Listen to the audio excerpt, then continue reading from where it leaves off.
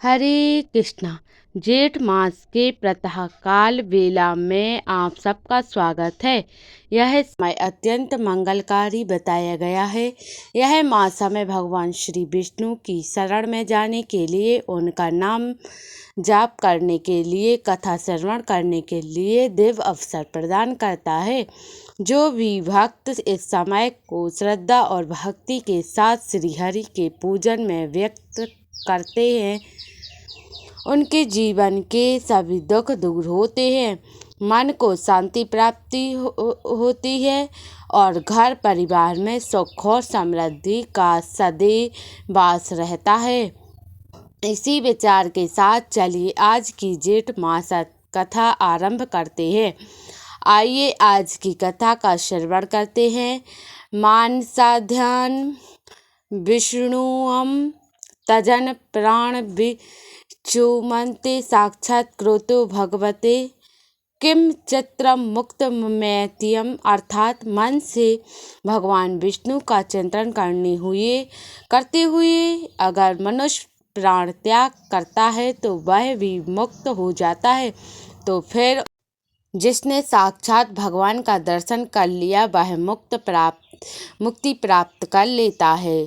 तो इसमें क्या आश्चर्य है। और यह बात जैमिनी ऋषि कहते हैं। ऋषि जैमिनी ने कहा, मनुष्य जिनका नाम लेकर सभी पापों से मुक्त हो जाता है, उन्हीं के दर्शन करने पर क्या मोक्ष दुर्लभ होगा? कभी नहीं। पुरुषोत्तम क्षेत्र की महिमा अपार है। यह क्षेत्र अज्ञानियों को भी मुक्ति देने वाला है। तो फिर जो सदैव शांत, वैराग्य और ज्ञान से संयुक्त रहते हैं, ऐसे मनुष्यों के लिए तो कहना ही क्या। यह सुनकर ऋषि मुनियों ने कहा, हे मुनि, नीलाचल पर भगवान विष्णु का दर्शन करके ब्रह्मा जी ने क्या किया? इसका उत्तर देते हुए जैमिनी ऋषि ने कहा, हे ऋषियज्ञ, पुरुषोत्तम क्षेत्र का अत्यंत अद्भुत महत्तम देखकर ब्रह्मा जी जब तक भगवान विष्णु का ध्यान करते रहे, तब तक पितरों के स्वामी यमराज भी अपने अधिकार के संकुचित होने से व्याकुल होकर दीन भाव से नीलाचल पर्वत पर आ गए। वहाँ पर भगवान लक्ष्मीपति का उन्होंने दर्शन किया, उन्हें साष्टांग प्रणाम किया और फिर अपने अधिकार की दृढ़ता हेतु भगवान जगन्नाथ की इस प्रकार स्तुति करने लगे। यमराज ने कहा, सृष्टि पालन और संहार के एकमात्र कारण देवेश्वर आपको नमस्कार है। सूत में माणियों की भांति आप में यह सब जगत गूथा हुआ है।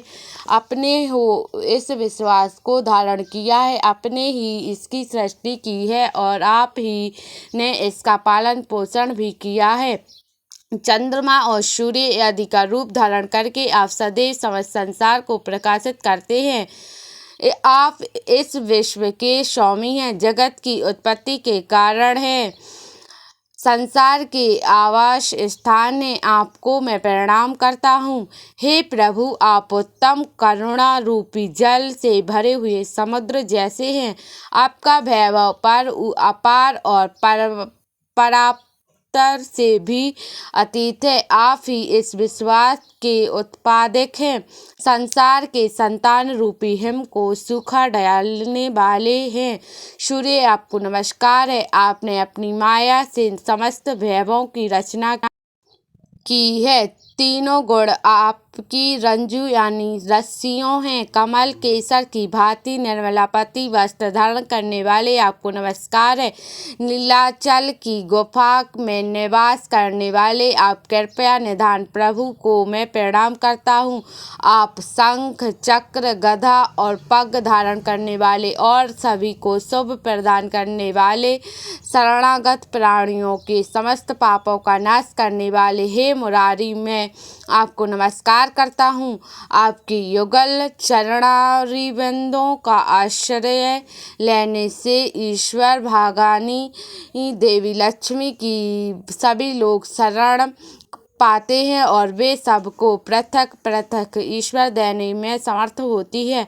वे लक्ष्मी देवी आपको परी और अपार प्रकृति हैं। वे समस्त शुभ लक्षणों से लक्षित होती हैं और आप लक्ष्मीपति के वक्ष स्थल पर निवास करता है। हे भगवान, आपकी प्रजा उन लक्ष्मी देवी को मैं प्रणाम करता हूँ। इस प्रकार धर्मराज द्वारा स्तुति की जाने पर परम संतोष को प्राप्त हुए और भगवान श्री हरि ने अपने वाम परमेश्वर से बैठी हुई लक्ष्मी जी की ओर कटाक्ष पूर्वक देखा और उनसे कुछ कहने के लिए संकेत किया। उनकी प्रेरणा पाकर इस संसार दुख का विनाश करने वाली देवी लक्ष्मी ने यमराज जी से कहा, हे सूर्य नंदन, आप जिस उद्देश्य से यह हम दोनों की स्तुति करते हैं उसकी सिद्धि इस क्षेत्र में दुर्लभ है, क्योंकि हमारे लिए इस पुरुषोत्तम क्षेत्र का त्याग करना असंभव है।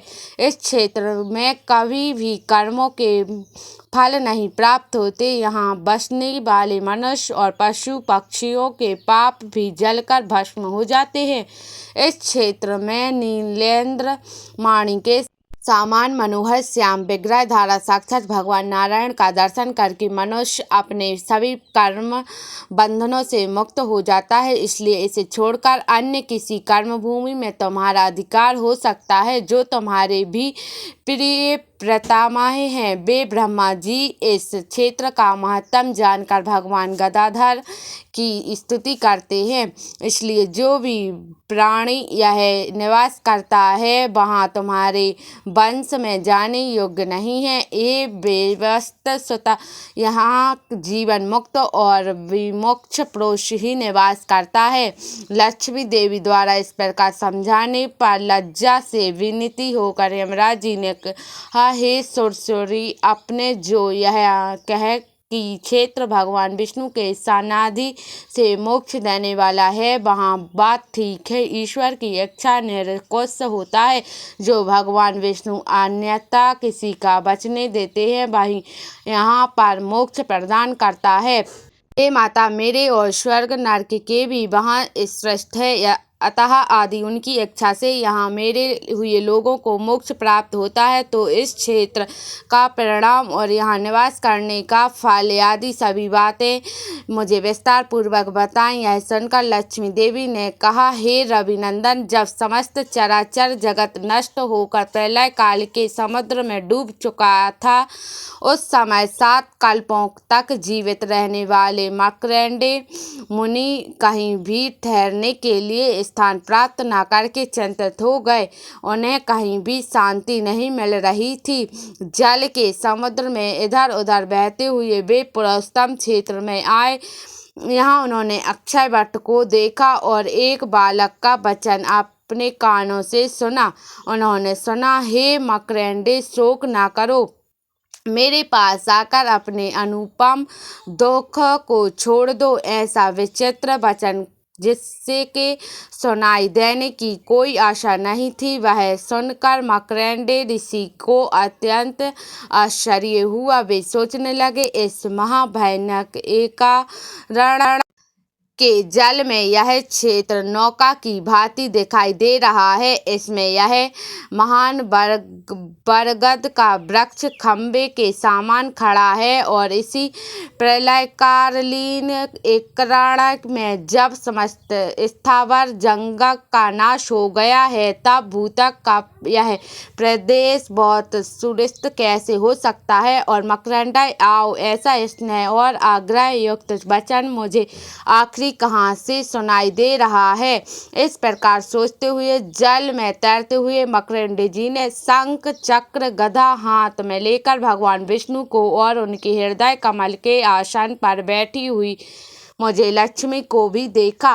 उस समय उनका चित्त प्रसन्न हो गया। फिर उन्होंने हम दोनों को साष्टांग प्रणाम किया और फिर भगवान विष्णु को प्रसन्न करने के लिए वे इस प्रकार उनकी स्तुति करने लगे। ऋषि मार्कंडेय ने कहा, हे दया सागर, आज आपके चरणावंदनों की सेवा का प्रसंग पाकर मैं रुद्र, इंद्र और ब्रह्मा जी के समान वैभव संपन्न हो गया हूँ। आज तक सब और संताप उठता रहा। प्रभु अब अपनी शरणा में आए हुए मुझे दीन की रक्षा कीजिए। आपकी युगल चरणाविंदित अचिंतित शक्ति से संपन्न और कल्याण की प्राप्ति के प्रधान कारण और इसलिए ब्रह्मा आदि देवता सदैव उनकी परिचय में लगे रहते हैं। मैं तो भक्ति और भाव से हीन और दीन मनुष्य हूँ। हे दया सिंधु कृपा मेरी रक्षा कीजिए। यह संपूर्ण ब्रह्मांड जिनके अंग से उत्पन्न हुआ है और ऐसे कोटि कोटि ब्रह्मांड जिनमें स्थित प्रीत होते हैं, जिनका लाल विलय से सबकी सृष्टि पालन और संहार होते हैं, वे आप ही परम भगवान विष्णु हैं। हे भगवान मुझे अत्यंत दीन की रक्षा कीजिए। जिस प्रकार एक ही सुवर्ण कड़े और कुंडल इत्यादि के भेद से अनेक सा प्रतीत होता है, अथवा जिस प्रकार आकाश में उदित एक ही सूर्य आधार की भीष्मता से भस्म होने वाली अनेक जल राशियों में प्रतावली होकर अनेक रूपों में प्रतीत होता है, उसी प्रकार आप एकमात्र निगुण सगुण परमात्मा ही भिन्न भिन्न शरीरों में प्रवेश करके अनेक जैसे प्रतीत होते हैं। हे अपार शक्तिशाली परमेश्वर, आप सब प्रकार की समस्त इच्छाओं से रहित और ग्रहण तथा संकल्प से शून्य हैं। हे सर्वव्यापारी जगन्नाथ मेरी रक्षा कीजिए। मैं संसार समुद्र में डूबा हुआ हूँ।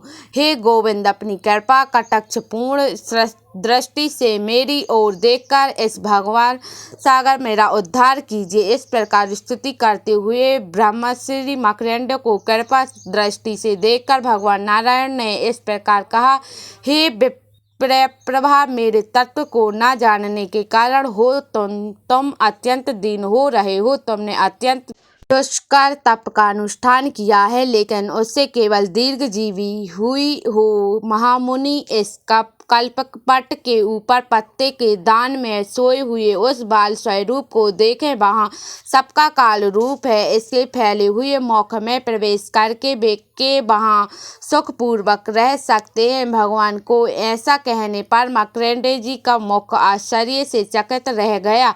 उन्होंने वृक्ष का पर चढ़कर भगवान के बाल रूप को देखते हुए उसमें प्रवेश किया। अंदर जाने पर उन्होंने 14 भुवन देखे। ब्रह्मा आदि देवता, दिग्पाल, सिद्ध, गंधर्व, राक्षस, मुनि, ऋषि, मुनि, देव ऋषि, समुद्र से चिन्हित भूतल, अनेक तीर्थ, नदियाँ, पर्वत, वनों से उपलक्षित श्रेष्ठ नगर, यहाँ सब कुछ देखा। सातों पातक और शस्त्रों नाग कन्याएं देखी। हजारों फणों से सुशोभित संपूर्ण जगत का भार धारण करने वाले शेष नाग को देखा। और ब्रह्मा के मध्य में ब्रह्मा जी ने जो कुछ भी सृष्टि की है वहाँ अब सब अवलोकन किया। इधर उधर घूमने पर भी कहीं भी उस बालक के उद्धार का अंत नहीं मिला।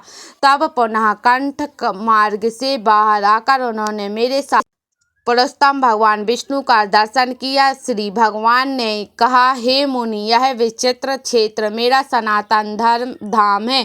ऐसा ही समझो, यहाँ ना सृष्टि है, ना प्रलय है, ना संसार का बंधन है। सदैव एक ही रूप से रहने वाले मुझे मोक्षदायक पुरुषोत्तम को यहाँ विद्यमान जानकर इस क्षेत्र में प्रवेश करने वाला पुरुष घन आनंद स्वरूप होकर पुनः गर्भ से नहीं जाता। भगवान की ऐसी बात सुनकर ऋषि मकरंद ने कहा, हे प्रभु, मैं यहाँ पर निवास करूँगा। हे पुरुषोत्तम, मुझे पर कृपा कीजिए। भगवान श्री हरि ने कहा, हे ब्रह्मर्षि, इस मोक्ष साधक क्षेत्र में प्रलय की समाप्ति पर्याप्त रहूँगा। प्रलय के अंत में तुम्हारे लिए यहाँ सनातन तीर्थ का निर्माण करूँगा, जिसके तट पर तपस्या करके मेरे द्वितीय शरीर शिव की आराधना करते हुए तुम मेरी कृपा से मृत्यु को निश्चित रूप से जीत पाओगे।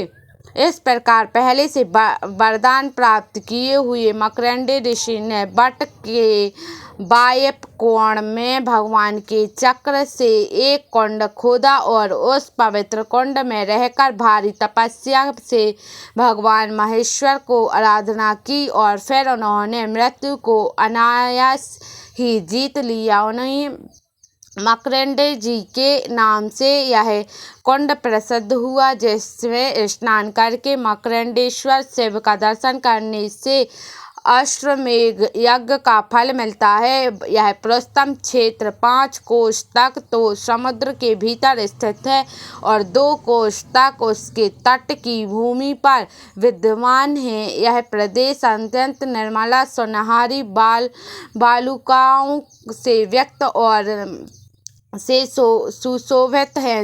वे जो भगवान विष्णु शिव हैं, साक्षात नारायण स्वरूप हैं। वे भगवान जगन्नाथ की उपासना करने के लिए समुद्र के तट पर निवास करते हैं। यमराज के दंड का भय नष्ट करने के कारण उनका नाम यमेश्वर पड़ा है और उनका दर्शन करके तथा पूजा करने से कोटि कोटि शिवलिंगों की पूजा और दर्शन करने का लाभ मिलता है। तो यह थी आज की जेठ मास की विशेष कथा। हमें आशा है कि यह कथा आपको अच्छी लगी होगी। अगर ऐसा है तो इसे लाइक कीजिए, शेयर कीजिए और चैनल को सब्सक्राइब कीजिए। और हम आपसे मिलेंगे इसी कथा श्रृंखला की अगली कड़ी के साथ। हरे कृष्णा हरे कृष्णा।